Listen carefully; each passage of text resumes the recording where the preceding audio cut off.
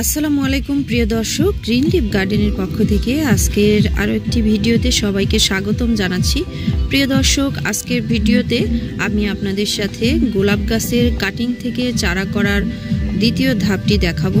প্রিয় দর্শক, প্রথম ধাপে আমি দেখিয়েছিলাম কিভাবে কাটিং করতে হয় এবং সেগুলোকে কিভাবে প্রসেস করতে হয়, প্রসেস করে সেগুলোকে কোন ধরনের মিডিয়ায় এবং কি উপায়ে সেগুলোকে লাগাতে হয় সেই প্রসেসগুলো আমি দেখিয়েছিলাম।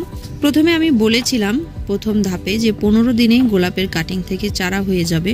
প্রিয় দর্শক, গোলাপের কাটিংগুলো লাগানোর 10 দিন পার হয়ে গেছে এবং 10 দিনের পরেই গোলাপের কাটিংগুলো থেকে খুব সুন্দর পাতা চলে আসছে। এগুলো থেকে কিন্তু এখনও রুট আসেনি, মানে শিকড় আসেনি কিন্তু এখনও, কিন্তু পাতা কিন্তু চলে আসছে অলরেডি। আমি প্রত্যেকটা আপনাদেরকে দেখাচ্ছি একটু ক্লোজ করে, ভিডিওগুলো ক্লোজ করে দেখেন।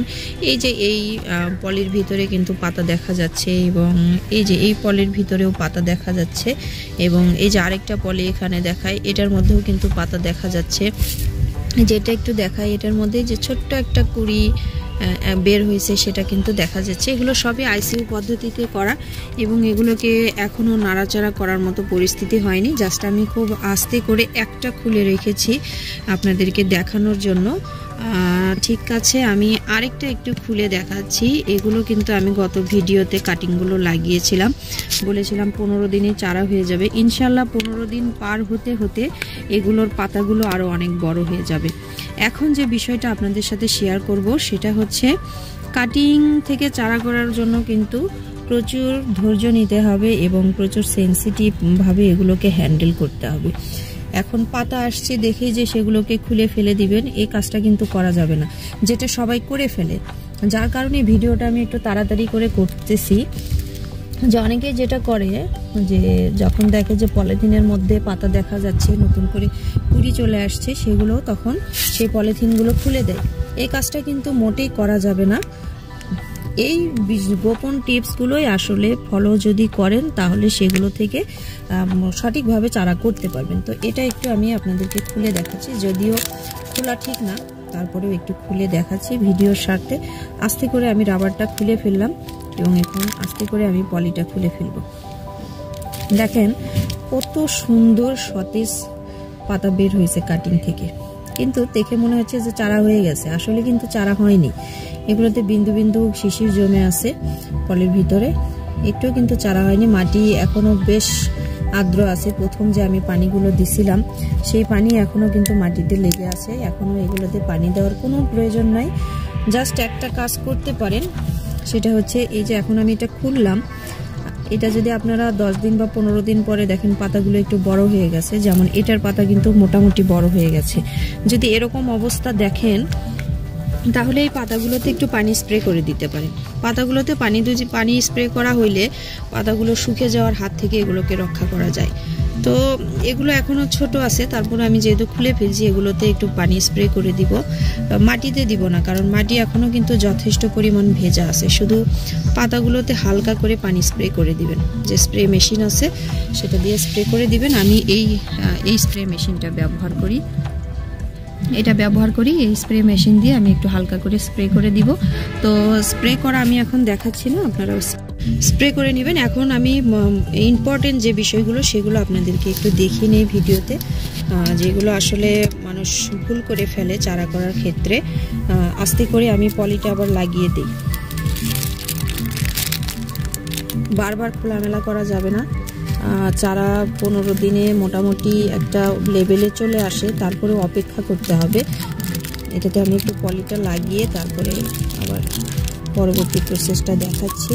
হালকাভাবে একটু সাবধানে পলিটা লাগাতে হবে। পলিটা লাগিয়ে আমি আবার রাবারটা দিয়ে দিই, যাতে বাইরের কোনো আলো বাতাস এটাতে প্রবেশ না করে। যতটুকু আর্দ্র হওয়ার সেটা হয়ে যাবে। এখন যে কাজটা করতে হবে, এই যে পলিটা দেখা যাচ্ছে, এই পলির 2 কোণা এইভাবে কেটে দিতে হবে। এটা মানে এইটার পলির কোণাটা আমি কেটে দিয়েছিলাম, সেটা এখানে চলে আসছে। অসুবিধা নাই, আমি কাটাটা কিভাবে কাটতে হবে সেটা আমি দেখিয়ে দিচ্ছি। এই যে পলি, এই পলিটা এখানে লাগানো থাকা অবস্থায় আপনারা এই যে পেয়ারা বাঁধার সময় যেরকম কোণা কেটে দিতে হয়, এইভাবে এই কোণাটা কেটে দিতে হবে। খুব সুন্দর করে কোণাটা কেটে দিবেন। যখন দেখবেন যে একটু পাতা চলে আসছে 10 দিন বা 15 দিনের পরে যখন পাতা চলে আসবে তখন এইভাবে দুই পাশের কোণা কেটে দিবেন। দুই পাশের কোণা কেটে দিলে একটু এখানে ফাঁকা করে দিবেন, কোণাটা এইভাবে ফাঁকা করে দিবেন। এখন এই দিক দিয়ে মোটামুটি একটা বাতাস চলাচলের ব্যবস্থা হয়ে যাবে। এখন যেটা করবেন, এই কোণা কেটে আর কিছু করবেন না, এইভাবে রেখে দিবেন আবার 5-7 দিন। যেগুলো কিন্তু এখনো বড় হয়নি, এগুলোতে কিন্তু এখনো কোণা কাটা যাবে না, এগুলো এখনো আরো কিছুদিন থাকবে এইভাবে। যখন দেখবেন যে পাতা এরকম বড় হয়েছে তখনই একমাত্র এগুলোর কোণা কেটে দিবেন। কোণা কেটে দেওয়ার পরে পাতা যখন দেখবেন যে আরো বড় হয়ে গেছে, এটার পাতা দেখেন এটা মোটামুটি বড় হয়ে গেছে, তখন করতে হবে কি 2-4টে ফুটো করে দিতে হবে, এগুলোতে 2-4টে ফুটো করে দিতে হবে। আমি এখনই দিব না, কেবল কোণা কাটলাম, এগুলো আরো 5-7 দিন পরে 2-4টে করে ফুটো করে দিব। এই চোখা যে অংশটা আছে পলিথিন ধরে এরকম করে ফুটো করে দিব। এই ফুটো করে 2-4টে ফুটো করে আবার 2-3 দিন রেখে দিব বা 5 দিন রেখে দিব। রেখে দেওয়ার পরে যখন দেখব পাতাগুলো আরেকটু বড় হচ্ছে তখন আরো 2-4টা করে ফুটো করে দিব। প্রয়োজনে যদি দেখি পাতাগুলো শুকিয়ে যাচ্ছে তখন আবার একটু খুলে পানি স্প্রে করে দিব। মাটি যদি শুকিয়ে যায় মাটিতেও একটু পানি স্প্রে করে দিয়ে আবার আমি পলিথিন আবার লাগিয়ে দিব। এইভাবে দেখবেন যে 1 মাসের মধ্যে মোটামুটি ডালটা মাটির সাথে একটু সেট হয়ে গেছে। তখন যেটা করবেন, উপরের অংশটা এইভাবে উপরের অংশটা এইভাবে কেটে দিবেন। আমি এই পলিথিনটা এখান থেকে চেঞ্জ করে দিব, আপনাদের দেখানোর জন্য আমি কাটছি। এইভাবে উপরের অংশ একটু একটু করে কেটে দিবেন, কেটে দিয়ে পুরো অংশটা উপরেরটা কেটে দিবেন। এইভাবে কেটে দিয়ে একটু এই মুখটা এইভাবে ফাঁকা করে রেখে দিবেন। এভাবে মুখটা ফাঁকা করে রেখে দিবেন যাতে বাইরের যে পরিবেশ, বাইরের যে আর্দ্রতা বাতাস সেটার সাথে গাছটা যেন চারাটা যেন আস্তে আস্তে সেট হয়ে যায়। যখন দেখবেন যে মোটামুটি সেট হয়ে গেছে তখনই একমাত্র পলিথিনটা খুলে দিবেন। যেমন ধরেন এখানে নাক চাপার একটা কাটিং আমি লাগিয়েছিলাম আইসিইউ পদ্ধতিতে, এটাতে কিন্তু চারাটা এই মাটির সাথে সেট হয়ে গেছে এবং নতুন করে পাতা চলে আসছে। এখন কিন্তু এটাকে আমি খুলে দিয়েছি, ওই একইভাবে ফুটো করে করে করে করে আমি এটাকে এই পর্যায়ে নিয়ে এসেছি।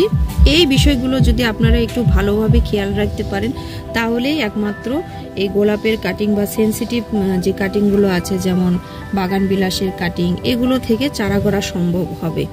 আমার কিন্তু এই যে এটা মোটামুটি একটু সেট হয়ে গেছে। কাটিং থেকে চারা করার সময় এরকম পাতাও চলে আসে, চলে আসার পরে সেই কাটিংগুলো আবার নষ্ট হয়ে যায়। এরকম আমারও হয়েছে, অনেক সময় হয়তো আমি খোঁজ নিতে পারিনি বা ভালোভাবে টেক কেয়ার করতে পারিনি, তখন দেখছি যে সেই মানে হওয়া চারাগুলো কেমন পাতা শুকিয়ে সেই ডালগুলো শুকিয়ে নষ্ট হয়ে যায়। তবে একটা বিষয় খেয়াল রাখতে হবে, সব কাটিং থেকেই কিন্তু চারা হবে না, সেই বিষয়টা খেয়াল রাখতে হবে। যেমন এই যে এখানে একটা কাটিং আছে, এটা থেকে মেবি আমার আর আসলে চারা হবে না। এটা একটু আপনাদেরকে খুলে দেখাচ্ছি আমি, কারণ বাইরে থেকে বোঝা যাচ্ছে কাটিংটা ধীরে ধীরে নষ্ট হয়ে যাচ্ছে। এটাতে কিন্তু কুড়ি চলে আসছিল। এটা আমি খুলি, জিনিসটা খুলে দেখাই। দেখেন এই যে পাতা কিন্তু আসছে, পাতায় এসে আবার কেমন নষ্ট হয়ে ব্রাউন কালারের হয়ে যাচ্ছে। এবং ডালটা যদি একটু ভালো করে দেখেন, এই যে সবুজ সবুজ ফাঙ্গাস এটাতে অলরেডি আক্রমণ করে ফেলছে। তো এটা আসলে কোনো কারণে হয়তো ডিস্টার্ব হয়ে গেছিলো এবং ডালটা আমি একটু আপনাদেরকে এই দেখেন, মানে এটা কিন্তু নড়তেছে কোনো কারণে। হয়তো যখন পলি লাগাইছি বা এটা রাখছি তখন হয়তো এই কাটিংটা এই যে নড়ে গেছিলো। নড়ে যাওয়ার ফলে এর গোড়াটা আসলে নড়বড়ে হয়ে গেছে, যার কারণে এটাতে আর এটা রিপেয়ার হয়নি। পাতা আসার পরে এটা আসলে হলো না। তো এই বিষয়গুলো খেয়াল রাখতে হবে যে যেটা আমি সবসময়ই বলি, কাটিং লাগানোর পরে সেই কাটিংটা সেখান থেকে আর নড়াচড়া করানো যাবে না। মাটি কিন্তু যথেষ্ট পরিমাণ ভালো ছিল, মাটির সাথে এতদিন এটা সেট হয়ে যাওয়ার কথা। তো এই বিষয়গুলো খেয়াল রাখবেন প্রিয় দর্শক। এছাড়াও যদি কোনো জিজ্ঞাসা থেকে থাকে অবশ্যই আমার ভিডিওর কমেন্টে আপনারা সেটা আমাকে জানাতে পারেন, আমি উত্তর দিয়ে দিব। এবং আমার ফেসবুক আইডি আইরিন হাসান, সেটা ডেসক্রিপশন বক্সে লিংক আছে, সেখানে যোগাযোগ করতে পারেন আমার সাথে। এবং আমার Facebook page green leaf garden, সেখানে ফলো দিয়ে পাশে থাকতে পারেন। যে কোনো ধরনের গাছের পরিচর্যা সম্পর্কে যে কোনো ধরনের চারা আমার কাছ থেকে নিতে পারেন, আমার সাথে যোগাযোগ করতে পারেন। পরবর্তী ভিডিওর জন্য সবাইকে আমন্ত্রণ জানাচ্ছি। সেই সাথে সবাই ভালো থাকবেন, সুস্থ থাকবেন। আল্লাহ হাফেজ।